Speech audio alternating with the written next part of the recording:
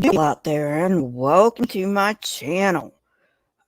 Before we get started, why don't you go down and hit the subscribe bell so you don't miss any content. I have a couple of channel announcements. Number one, editing will be coming back soon. So I'm not quite sure how soon will be.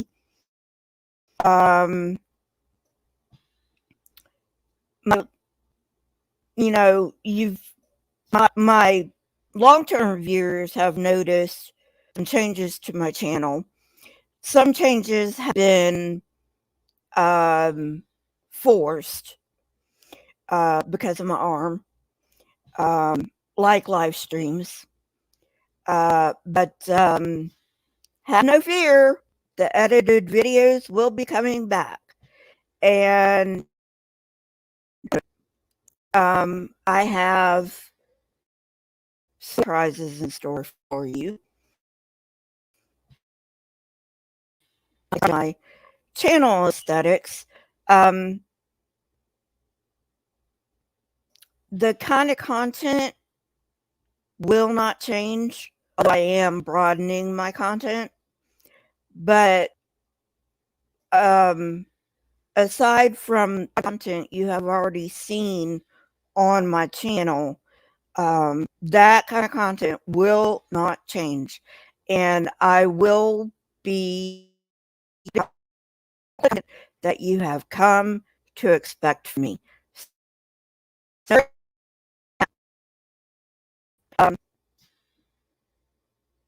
okay. Second channel announcement. And this isn't really a channel announcement. This is more of a community. Vice Rhino's wife died.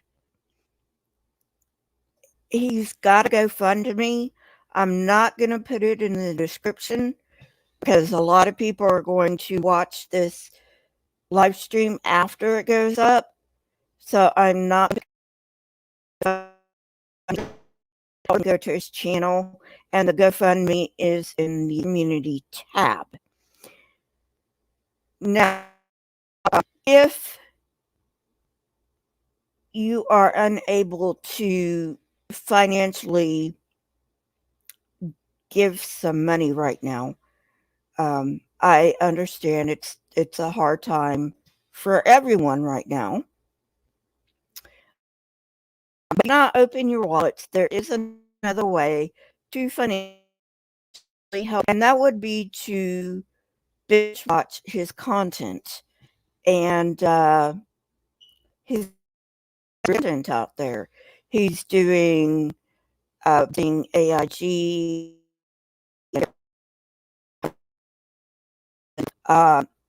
So so go to his channel and binge watch him a lot. Okay. And that's it for the announcement. I have been informed they have not been making, not really. I've been making fun of a particular interpretation of the Bible. Fair enough. Oh, I'm sorry, Nevermore. Can you hear me?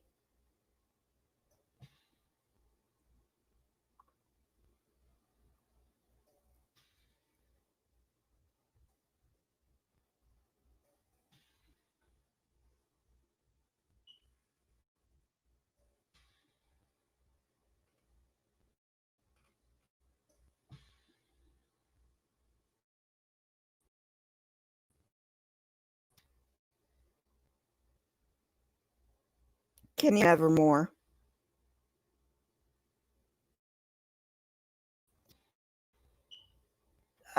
Sorry about that. Is it better yet? I had this problem last night on Girl Streams. Can you hear me? Better? Anyway, um, the community announcement.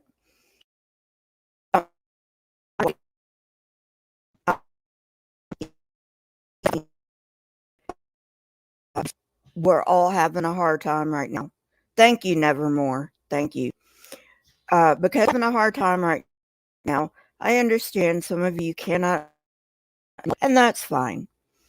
Um, if you cannot contribute to the GoFundMe, you can contribute financially by binge watching his content. It is awesome content, and he debunks um, mainly Christianity and mainly the years.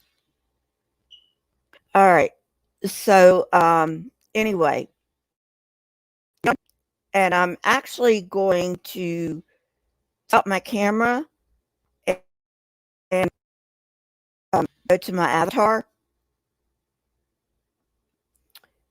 and go to way,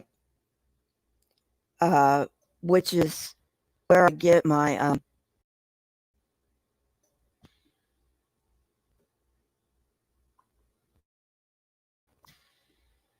ah, hang on, my computer is slow. Um, Bible Gateway, which is where I get my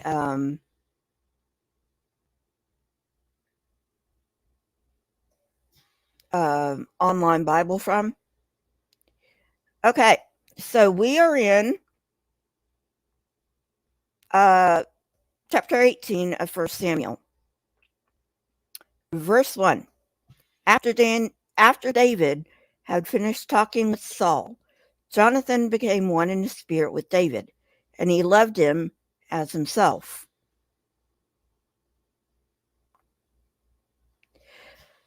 Um, do you really want to say that in the Bible? Because it sounds a lot like they had a little something something going.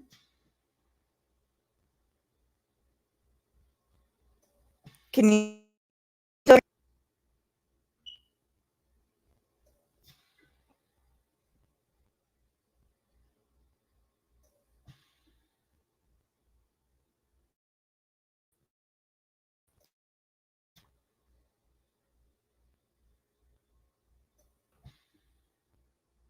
can you still hear me more?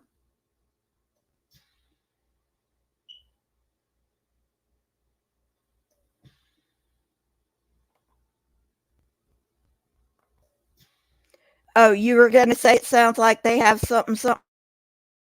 Was that what you were going to say? Because it sounds to me like they had going on this side. Okay. Um, it sounds to me that that David and Jonathan had a little something something going on the side.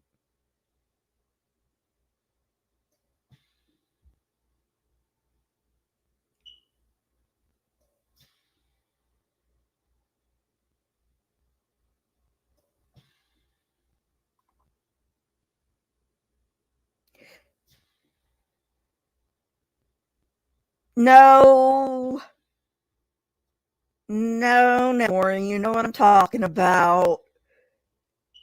You know what I'm talking about. Come on.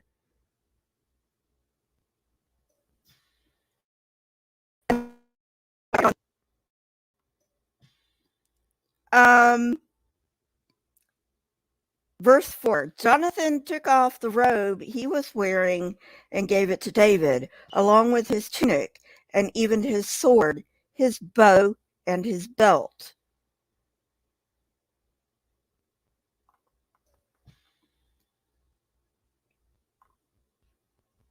I don't know about you, but it sounds like have you ever seen The Prince and Me or The Prince and I, where it's like a doppelganger of the prince, and the prince compels his doppelganger to trade places with him?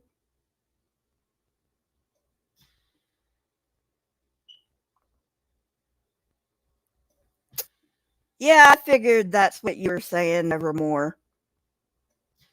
Gotta keep it clean on YouTube, you know.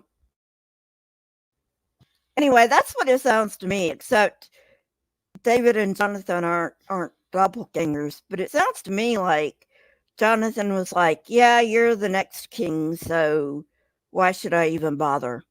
You know.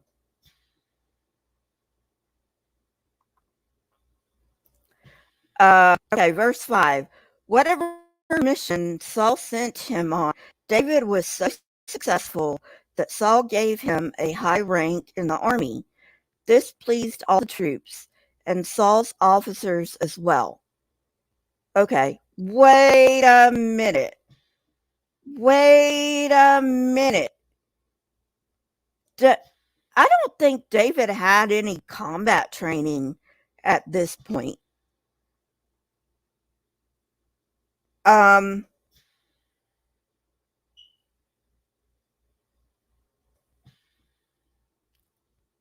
because it doesn't say in the Bible he had any combat training. The last we knew,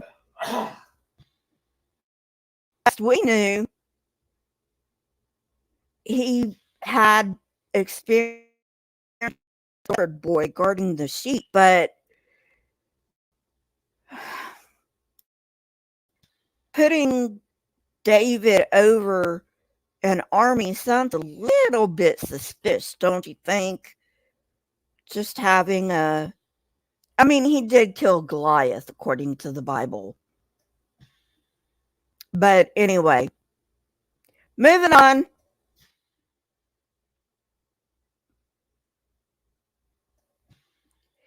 Verse 6. When the men were returning home after David had killed the Philistines, the women came out from all the towns of Israel to meet King Saul with singing and dancing, with joyful songs and with timbrels and lyres. As they danced, they sang, Saul has slain his thousands, David his tens of thousands.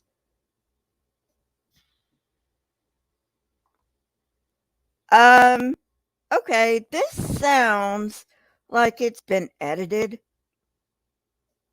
Okay, it's been edited to make David look better than he really was, because the Bible doesn't say that David killed any more Philistines. It just said David killed Goliath. So, how do they get David killed his 10,000s? I mean, it doesn't, and this isn't after all Saul sent him on. Can you still hear me?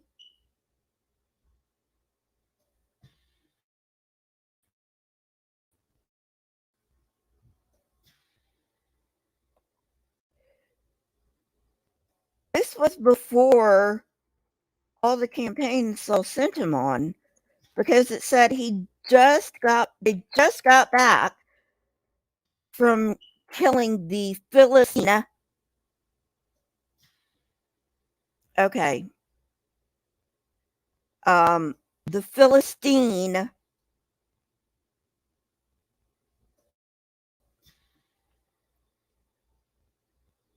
meaning Goliath.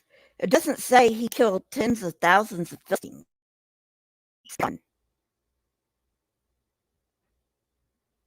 So it sounds to me like, okay,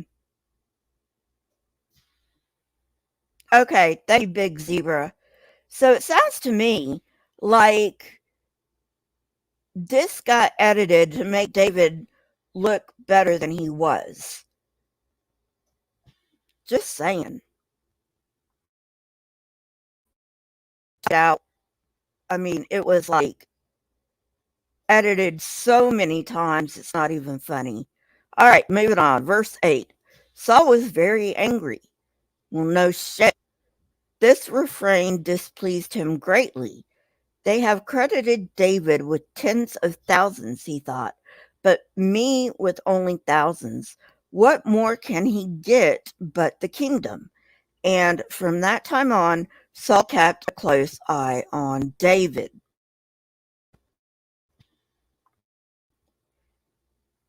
This is also suspicious. This is also suspicious because all Saul knows is that Samuel told him, according to the Bible, God rejected him for being king over his people. He didn't know that Samuel had gone to David to anoint him king over Israel. Because remember, that was done in secret. So why is Saul getting jealous? Especially since David only killed one Philistine. He didn't keep, I don't know. Is this making sense to anybody?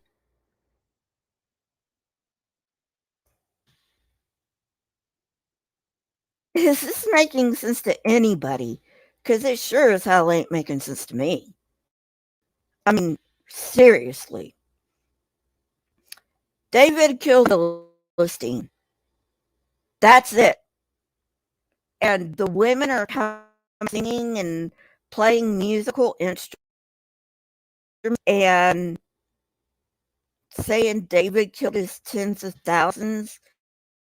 And Saul's getting suspicious of David. Really? Really?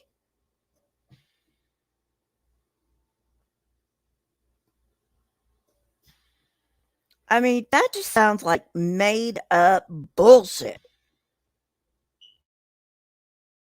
All right. Verse 10. The next day, an evil spirit from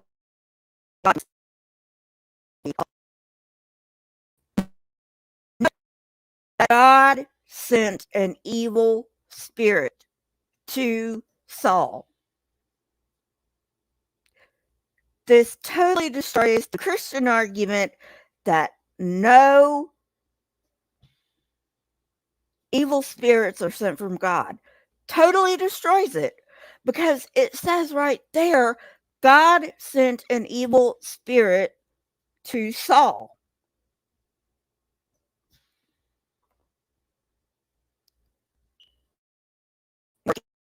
If you can hear me, okay, please.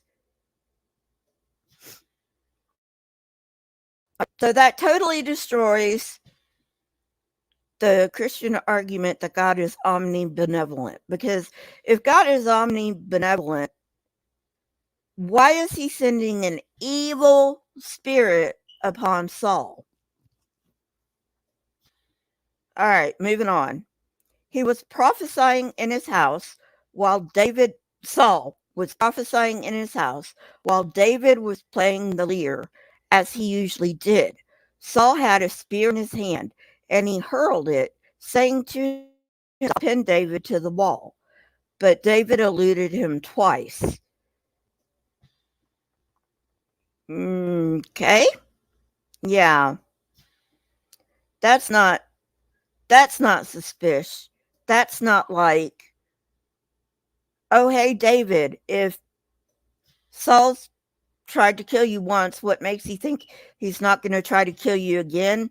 So why are you still in his palace? I mean, yeah, that makes a lot of sense. Because, all right, um, I'll see if I can put, I'll see if I can put, closed captioning on. I'll see if I can put some closed captioning on after this, okay? I don't know what's wrong with my audio. Like I said, it was cutting in and out last night too. So I don't know. There's not really anything I can do about it. Um, it's either Google or StreamYard via who knows. But keep me updated, please, nevermore. All right, moving on.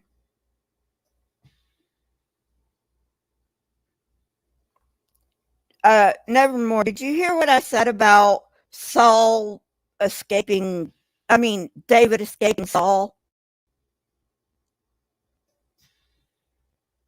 Like, if Saul tried to kill him once, right?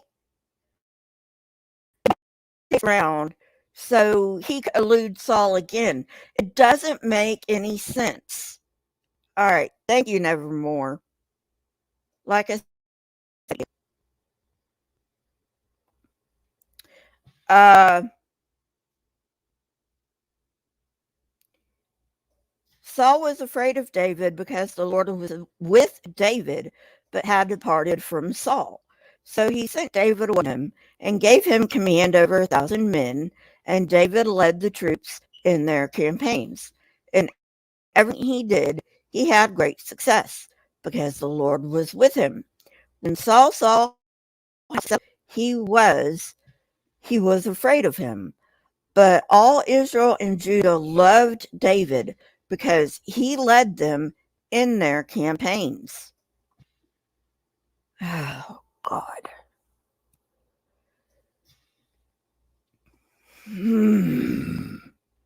This is a mess. This is such a mess.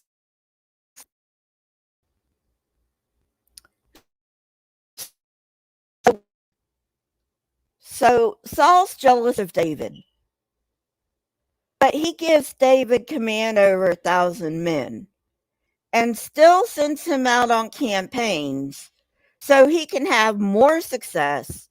So Saul gets more jealous of David. What is this? What is this?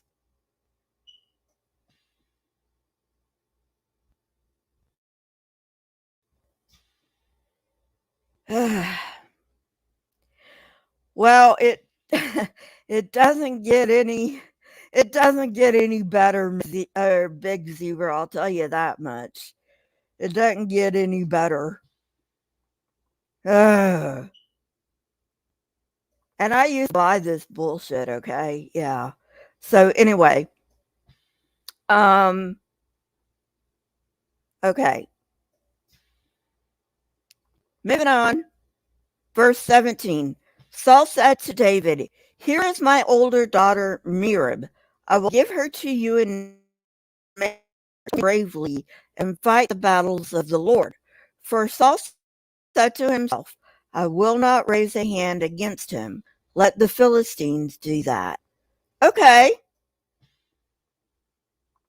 so let's make a little more sense that Saul's trying to get David killed by sending him out on the front lines. Okay, that makes a little bit more sense, but still, I mean, why not just, you know, send him away, banish him? I mean, Saul's right. He can banish David if he wants to. No sense.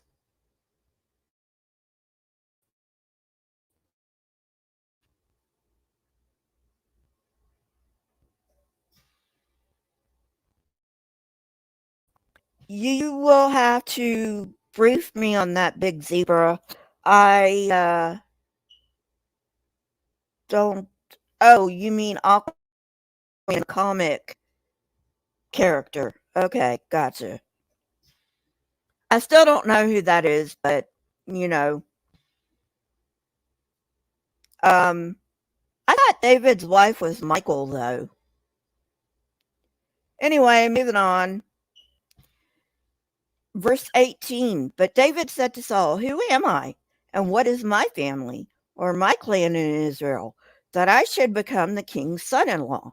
So when the time came for Merab, Saul's daughter, to be given to David, she was given in marriage to Adriel of Mahola. Okay, so good on them.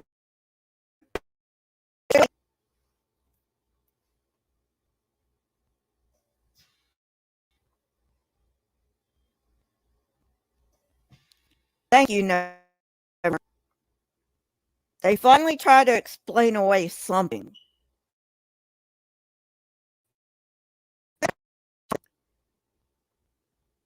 And why is David saying, who am I? He knows he's the next king.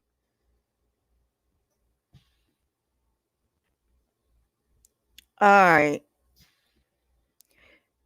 Verse 20. Now Saul's daughter Michal was in love with David, and when they told Saul about it, he was pleased. I will give her to him, he thought, so that she may be a snare to him, and that the hand of the Philistines may be against him. So Saul said to David, now you have a second opportunity to become my son-in-law. Okay. So I'm not getting the connection here. Why does Saul think that giving Michal to David is going to make the Philistines kill him?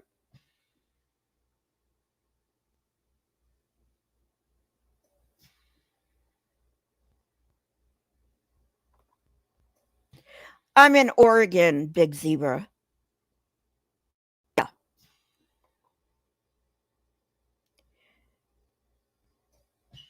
Again, it doesn't make sense. All right.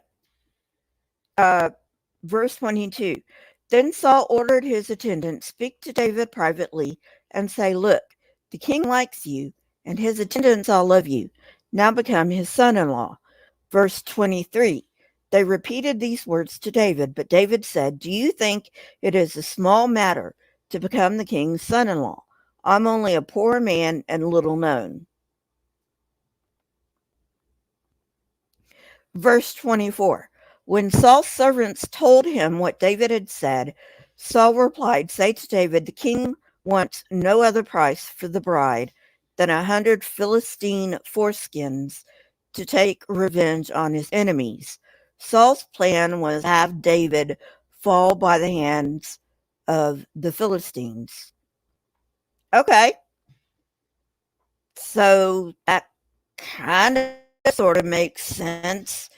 You know, bribe David with per- see and evermore.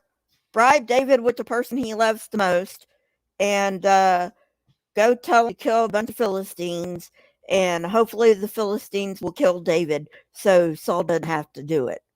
Okay, that makes sense. Kind of. This is getting convoluted here.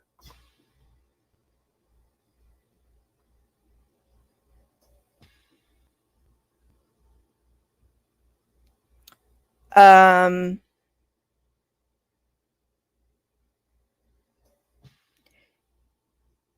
Okay. Verse 27. David took his men with him and went out and killed 200 Philistines and brought back their foreskins. They counted out the full number to the king so that David might become the king's son-in-law. Then Saul gave him his daughter Michal in marriage.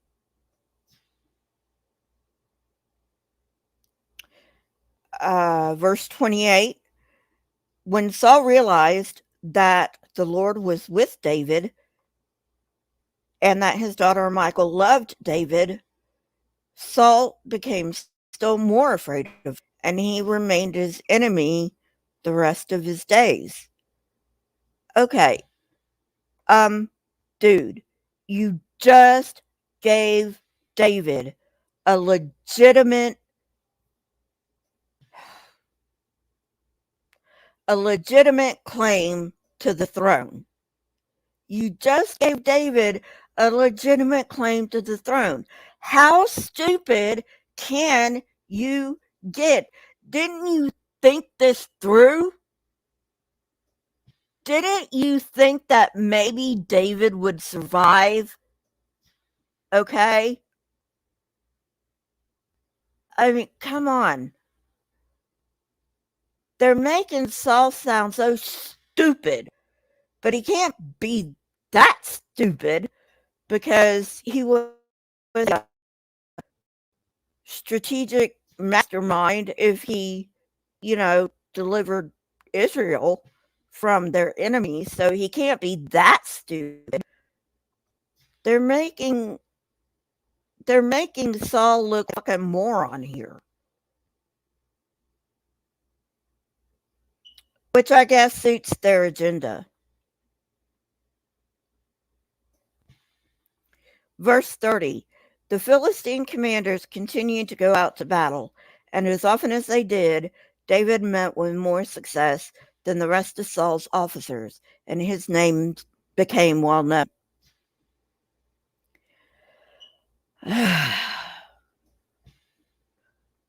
Okay, chapter 19. Saul told his son Jonathan and all the attendants to kill David, but Jonathan had taken a great liking to David and warned, my father Saul is looking for a chance to kill you.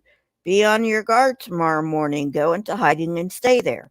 I will go out and stand with my father in the field where you are. I'll speak to him about you and will tell you what I find out. Verse 4. Jonathan spoke well of David to Saul his father and said to him, let not the king do wrong to his servant David.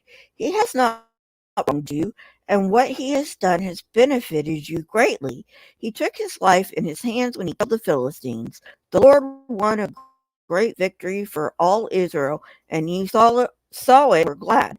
Why then would you do wrong to an innocent man like David by killing him for no reason?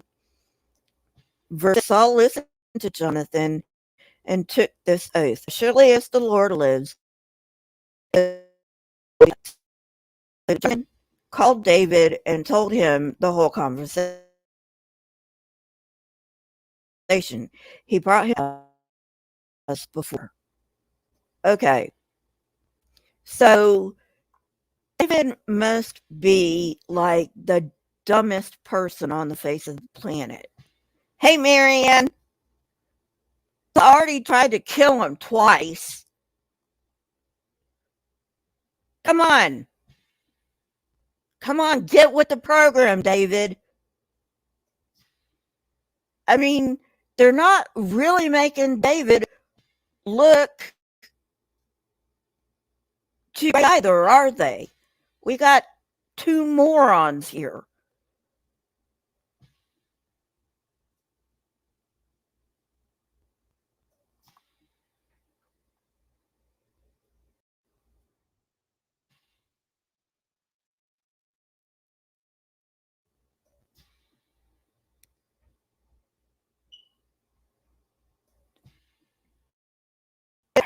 I don't know. David is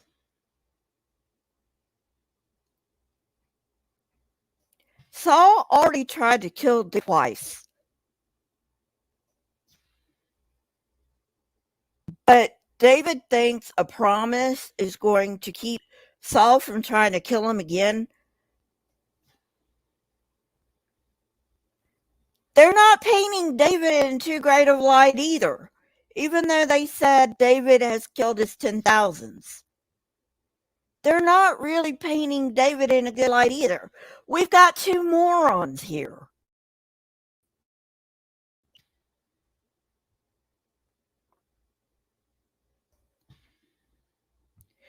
Verse 8. Once more war broke out, and David went out and fought the Philistines. He struck them with force that they fled for him. An evil spirit from the Lord came on Saul as he was sitting in his house with this spear in his hand. While David was playing the lyre, Saul tried to pin him to the wall with a spear, but David eluded him as Saul drove the spear into the wall. That night, David made good his escape.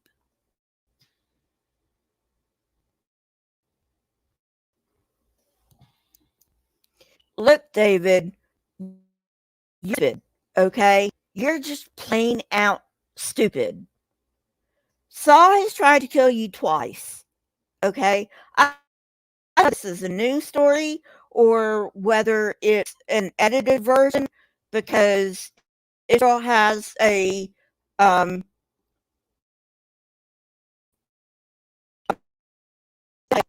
a tradition and Judah has a tradition. So I don't know whether the editing was screwy and so it's the same story. But if it isn't, that's David's fault that Saul tried to kill him.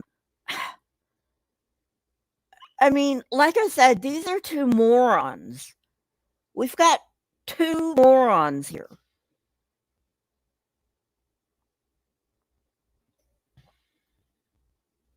Verse 11. Saul went men to David's house to watch it and to kill him in the morning. But Michal, David's wife, warned him, if you don't run for your life tonight, tomorrow you'll be killed. So Michal let David down through a window, and he fled and escaped. Then Michal took an idol and laid it on the bed, covering it with a garment and putting some goat's hair at the head.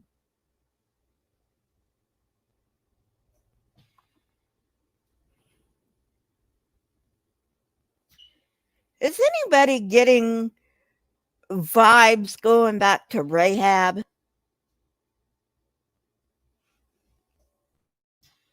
I mean, letting him down out of a window sounds a lot like Rahab, doesn't it? Like, couldn't you found a better storyline? You already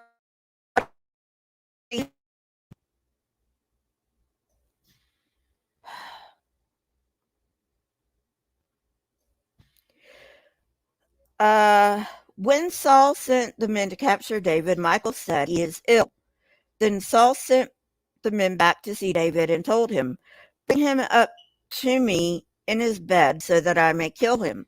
But when the men entered, there was the idol in the bed, and at the head was some goat's hair. Okay, yeah. Verse 17, Saul said to Michal, why did you deceive me like this and send my enemy away so that he escaped? Well, Saul, why do you think? Because Michael's in love with David, you twit. Michal told him, said to me, let me get away. Why should I kill you?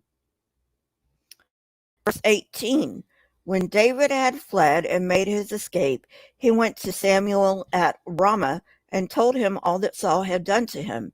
Then he and Samuel went to Naioth and stayed there. Word came to Saul, David is in Naioth at Ramah. So he sent men to capture him. But when they saw a group of prophets prophesying with Samuel standing there as their leader, the Spirit of God came on Saul's men, and they also prophesied. Saul was told about it, and he sent more men, and they prophesied too. Saul sent men a third time, and they also prophesied. Finally, he himself left for Ramah and went to the great cistern at Secu. And he asked, where are Samuel and David? Over in Naioth at Ramah, they said. So Saul went to Naioth at Ramah, but the Spirit of God came even on him, and he walked along prophesying until he came to Naioth. He stripped off his garments, and he too prophesied in Samuel's presence. He lay naked all that night, all that day, and all that night. This is why people say, is Saul also among the prophets? Okay, this has got to be the dumbest thing in this whole narrative about Saul and David. It has to be the dumbest. Because God's already sent an evil spirit on Saul, according to the Bible, right? So why is Saul now coming? I mean, why is God now coming on Saul and making him prophesy. What sense does this make, people? What sense does it make? Use your brain, people. Use your brain.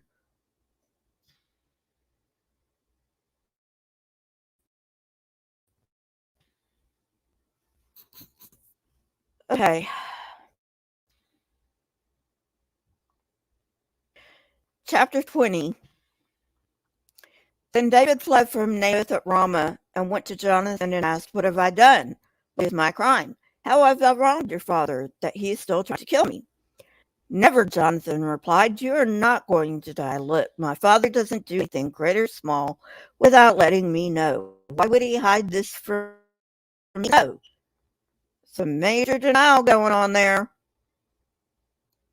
Verse 3. But David took an oath and said, "Your father knows very well that I have found favor in your eyes." And he has said to himself, "Jonathan must not know this, or he will be grieved. Yet as surely as the Lord lives, and as you live, there is only a step between me and death." Jonathan said to David, "Whatever you want me to do, I'll do for you." So David said, "Look, tomorrow is the new moon feast, and oh, gotta say something about this too. Why are they celebrating a new moon feast? It could have something to do with the Jewish calendar. Yes, it very well could have something to do with the Jewish calendar, because the Jewish calendar is based on the lunar calendar. However, the new moon feast was and still is a pagan holiday. Why are they celebrating the moon feast?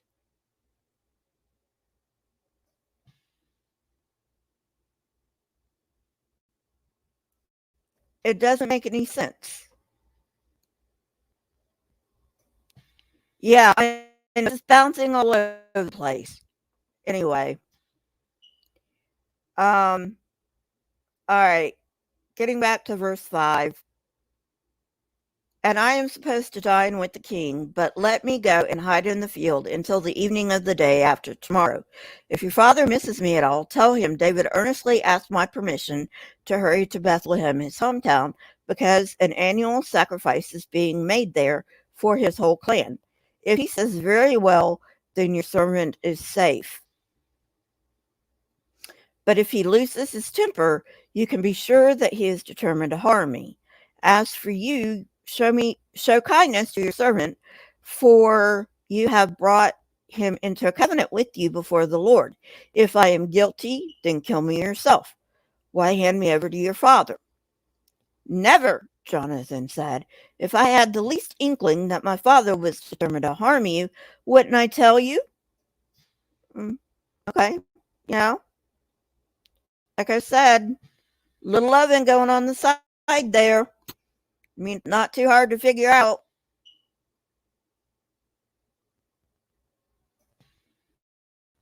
Not too hard to figure out, people.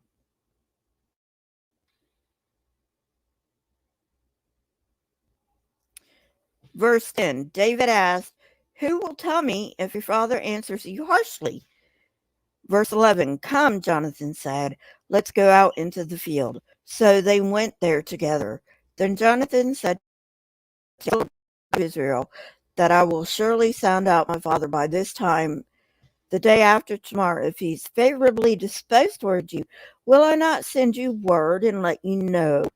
But if my father intends to harm you, may the Lord deal with Jonathan, be it ever so severely, if I do not let you know and send you away in peace. May the Lord be with you as he has been with my father. But show me unfailing kindness like the Lord's kindness as long as I live, so that I may not be killed, and do not ever cut me off. Do not ever cut off your kindness for my family, not even when the Lord cut off every one of David's enemies." So Jonathan made a covenant with the house of David, saying, "May the Lord call David's enemies to account." And Jonathan had David reaffirm his oath out of love for him, because he loved him as he loved himself. Again, a little something, something going on the side. Verse 18. Then Jonathan said to David, tomorrow is the new moon feast.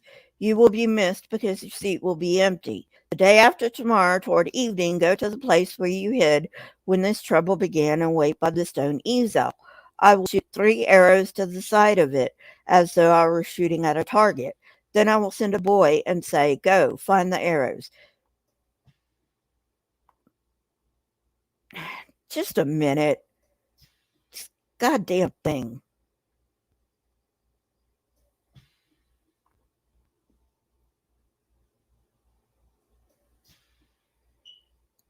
Sorry, guys.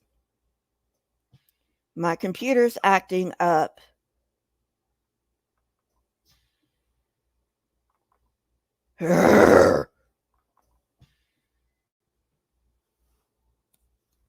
Yeah, I'm getting kind of frustrated.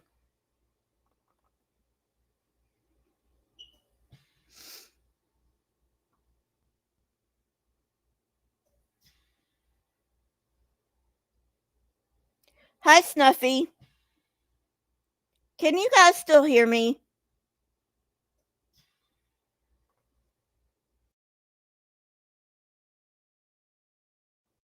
Can you still hear me? Okay. All right. I'm sorry about that. My computer's acting up. I don't know whether it's Google or what, but I'm getting kind of frustrated with it. Um, Verse 20, I will shoot 3 arrows to the side of it as though I were shooting at a target. Then I will send a boy and say, go find the arrows. If I say to him, look, the arrows are on this side of you, bring them here, then come, because as surely as the Lord lives, you are safe. There is no danger. But if I say to the boy, look, the arrows are beyond you, then you must go, because the Lord has sent you away. And about the matter you and I discussed, remember, the Lord is witness between you and me forever. Yeah, because that's not going to make Saul suspicious and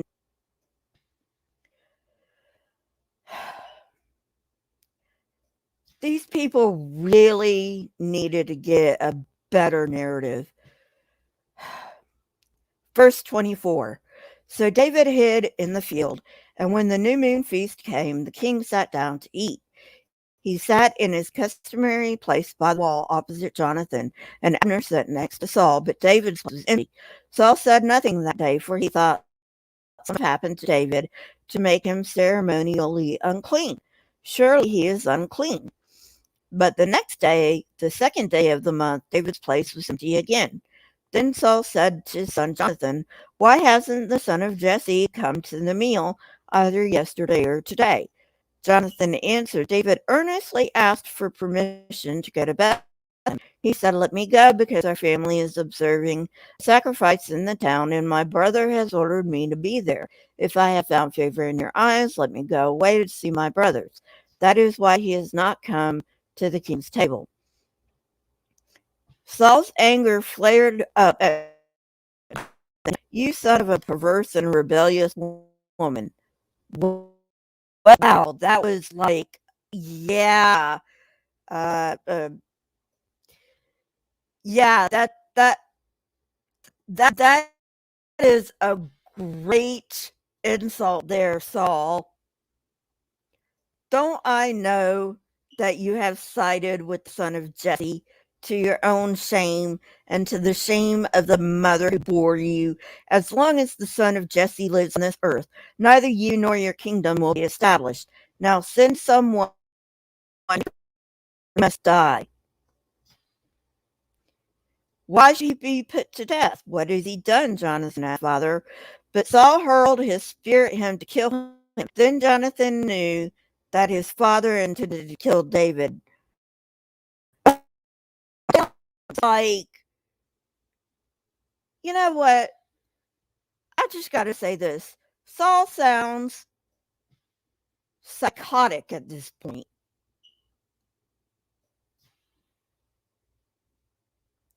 Verse 34. Jonathan got up from the table in fierce anger. Well, no shit, I would too. On that feast, he did not eat because he was grieved at his father's shameful treatment of David. I think we've got an ambulance here. Yeah, I think it's an ambulance. Anyway, moving on. Sorry about that. Verse 34. Yeah, it is an ambulance. Not for us. Not for us. Verse 34. Jonathan got up from the table in fierce anger. On that second day of the feast, he did not eat because he was grieved at his father's shameful treatment of David. In the morning, Jonathan went out to the field for his meeting with David. He had a small boy with him, and he said to the boy, run and find the arrows I shoot. As the boy ran, he shot an arrow beyond him. When the boy came to the place where Jonathan's arrow had fallen, Jonathan called out after him, isn't the arrow beyond you? Then he shouted, hurry, go quickly, don't stop. The boy picked up the arrow and returned to his master. The boy knew nothing about all this, only Jonathan and David knew. Then Jonathan gave his weapons to the boy and said, go, carry them back to town. Take a short nap. After the boy had gone, David got up from the south side of the stone and bowed down before Jonathan 3 times with his face to the ground.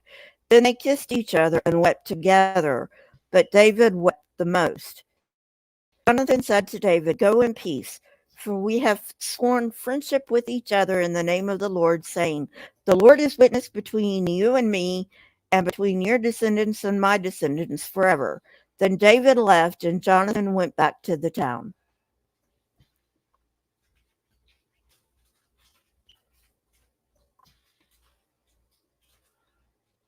Okay.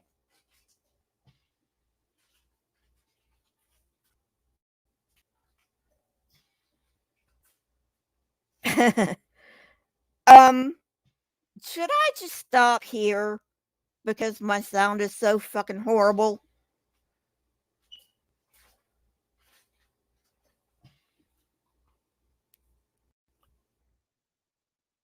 Should I stop here?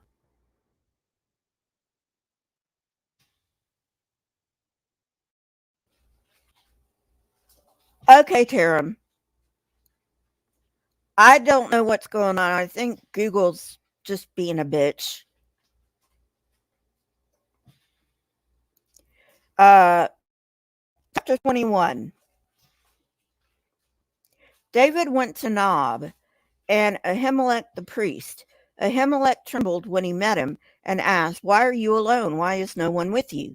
David answered Ahimelech the priest, the king sent me on a mission and said to me, no one is to know anything about the mission I am sending you on.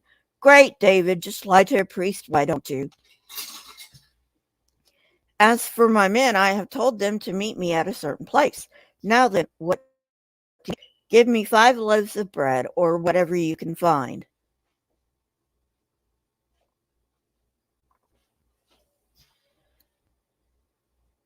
Why is David lying to a priest? I mean, like, isn't that a sin? Anyway, moving on. Verse 5. Or verse 4. But the priest answered David, I don't have any ordinary bread on hand. However, there is some consecrated bread here, provided the men have kept themselves from women. Oh, great. Now we get into more misogyny. How wonderful. Verse 5. David replied, indeed, women have been kept from us, as usual whenever I set out. Men's bodies are holy, even on missions that are not holy. How much more so today? So the priest gave him the consecrated bread, since there was no bread there except the bread of the presence that had been removed from before the Lord and replaced by hot bread on the day it was taken away. Now one of Saul's servants was there that day, detained before the Lord. He was Doeg, the Edomite, Saul's chief shepherd. David asked Ahimelech, "Don't you have a spear or a sword here? I haven't brought my sword or any other weapon because the king's mission was urgent." The priest replied, "The sword of Goliath the Philistine, whom you killed in the valley of Elah, is here. It is wrapped in a cloth behind the ephod. If you want it, take it. There is no sword here but that one." David said, "There is none like it. Give it to me." Oh, great. So you're keeping an instrument of death in the house of the Lord. It just gets more bizarre. Verse 10.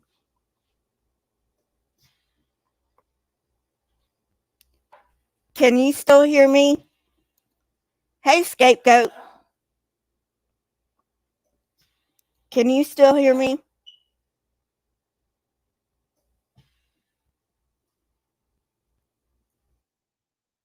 Can you still hear me?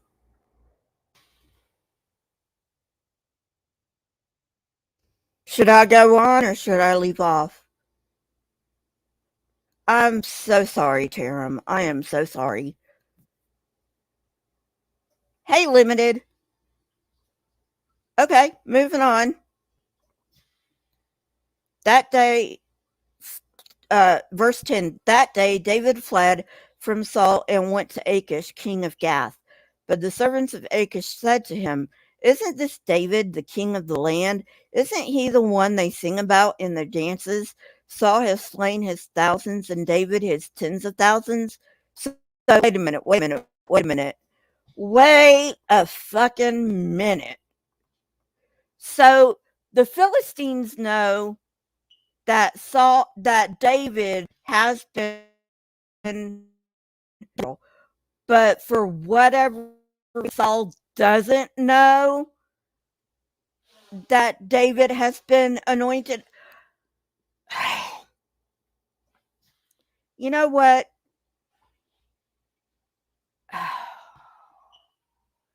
This is just beyond. This is this is just beyond silly at this point. The Philistines know David was anointed as king, but Saul doesn't know David was anointed as king. Even though Saul is king right now, and he's probably got spies everywhere. Yeah, that makes sense. Ugh.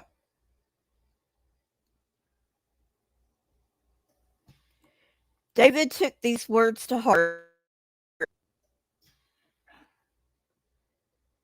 and was very much afraid of Achish, king of Gath.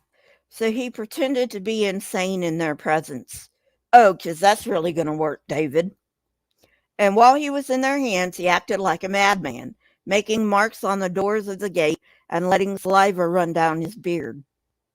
Yeah, because that's really going to work. Achish said to his servants, "Look at the man. He is insane." So, wait a minute. Wait a minute. So, Saul's a moron, David's a moron, and Achish is a moron. So, we've got three morons in this story. The only one who isn't a moron so far is Jonathan. Hey, Cryptomaria.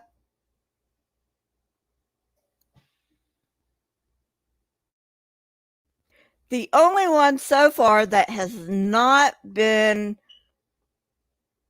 presented as a moron in this story so far is Jonathan. And I don't think he's ever presented as a moron. I'm just saying.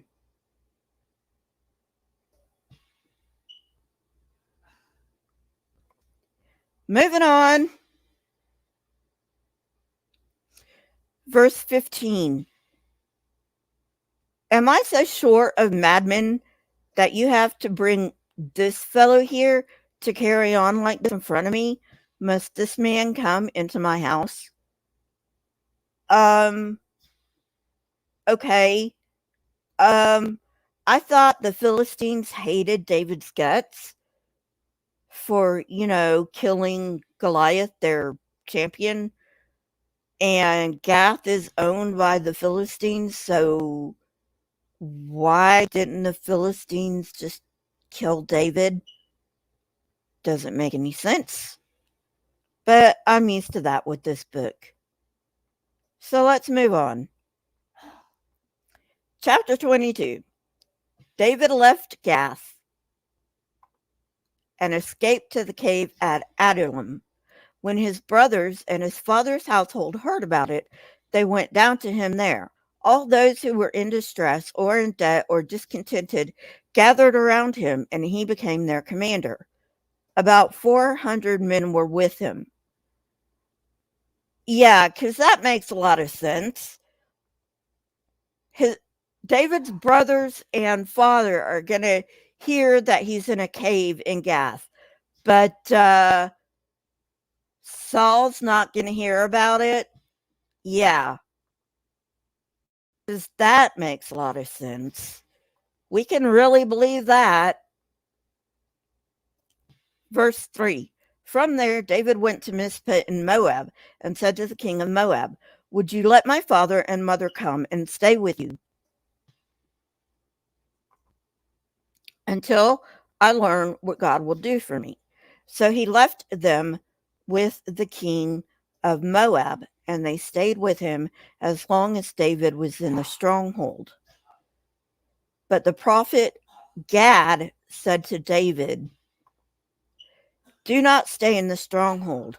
Go into the land of Judah." So David left and went to the forests of Hereth. This just get.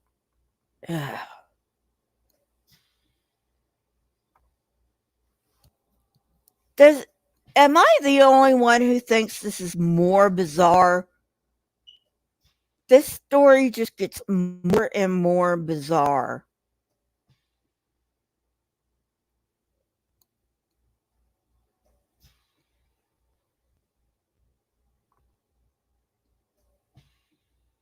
Yeah, I know, scapegoat.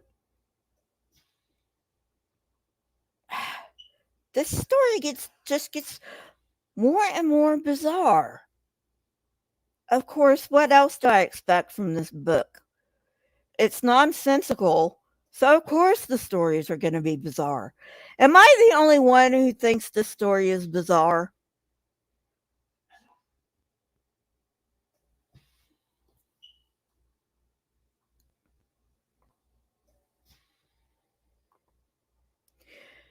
Okay,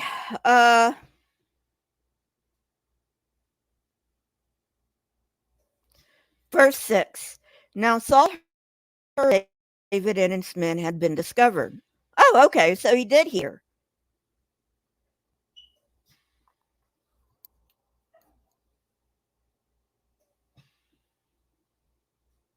And Saul was seated, spear in hand, under the tamarisk tree on the hill at Gibeah, with all his officials standing at his side.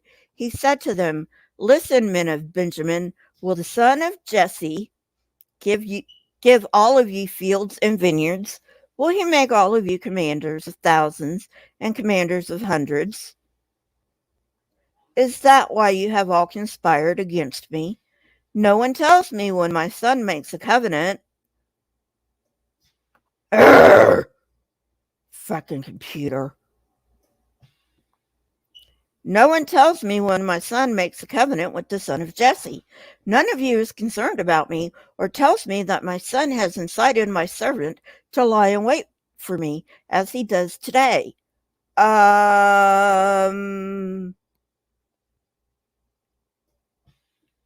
But Saul, you already knew that your son Jonathan loves David. And that's just your paranoia talking to you when he's when you say that Jonathan has incited David to Verse 9, but Doeg the Edomite, who was standing with Saul's officials, said, I saw the son of Jesse come to Ahimelech, son of Ahitub, at Nob. Ahimelech inquired of the Lord for him. He also gave him provisions and the sword of Goliath the Philistine. Then the king sent for the priest Ahimelech, son of Ahitub, and all the men of his family who were with the priests at Nob, and they all came to the king. Saul said, Listen now, son of Ahitub. Yes, my lord, he answered. Saul said to him, Why have you conspired against me, you and the son of Jesse, giving him bread and a sword and inquiring of God for him, so that he has rebelled against me and lies in wait for me, as he does today? Verse 14. Ahimelech answered the king, Who of all your servants is as loyal as David, the king's son-in-law, captain of your bodyguard and highly respected in your household? Was that day the first time I inquired of God for him? Of course not. Let not the king accuse your servant or any of his father's family, for your servant knows nothing at all about this whole affair. But the king said, You will surely die, Ahimelech, you and your whole family. Well, good job, Saul. Why don't you just piss off God even more? Verse 17. Then the king ordered the guards at his side, Turn and kill the priests of the Lord, because they too have sided with David. They knew he was fleeing, yet they did not tell me. No, they didn't, Saul. But the king's officials were unwilling to raise a hand to strike the priest of the Lord. Well, good for them. Not because they were priests of the Lord, but because they were people. I mean, come on. Get with the program here, people. Verse 18. The king then ordered Doeg, You turn and strike down the priests. So Doeg the Edomite turned and struck them down. That day he killed 85 men who wore the linen ephod. He also put to the sword Nob, the town of the priests, with its men and women, its children and infants, and its cattle, donkeys, and sheep. Yeah, that sounds in keeping with the God of the Old Testament.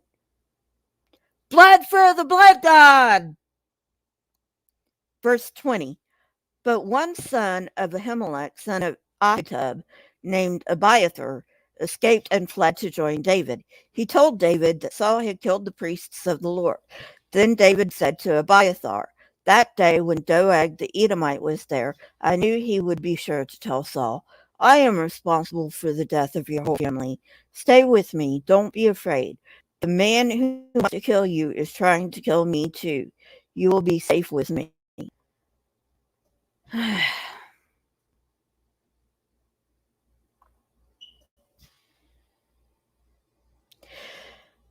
So, what have we learned today? Well, we've learned that even the editors of the Bible can't tell a compelling story. That's what we've learned.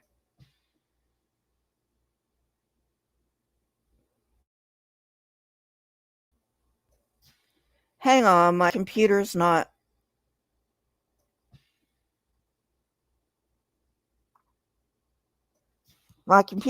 responding, people. I'm sorry. Hang on. I don't even know if you can hear me. So just a minute. Bear with me. Not my fault. My stupid computer won't do anything.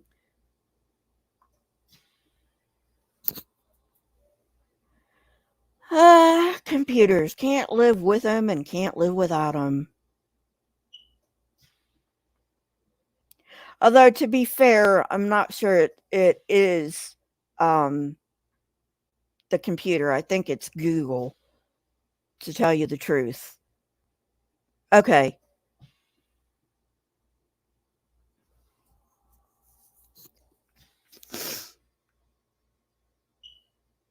I can tell a better story than the editors of the Bible. And I'm an amateur author. I'm not even a professional author. And I can tell a better story than these idiots. I mean, good grief.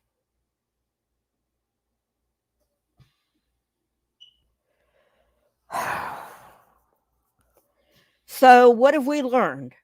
Well, we've learned Saul is a moron, David's a moron, um, King of King of Gath is a moron.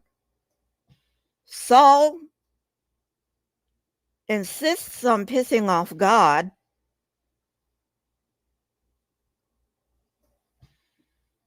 And the only person in this whole entire story that I can see that isn't a moron is Jonathan. And for some reason, even though Jonathan is not a moron, he ends up getting killed. Okay, spoiler alert. The spoiler alert came too late, but I think you probably already knew Jonathan dies. So the only one in this story who isn't a moron is Jonathan, and Jonathan is the one that dies.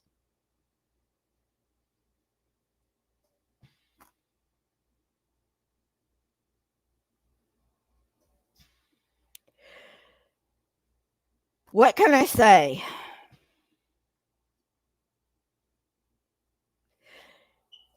You know, maybe we need a new Bible. Maybe we just need a new Bible. I mean, a better Bible. I don't know. Anyway.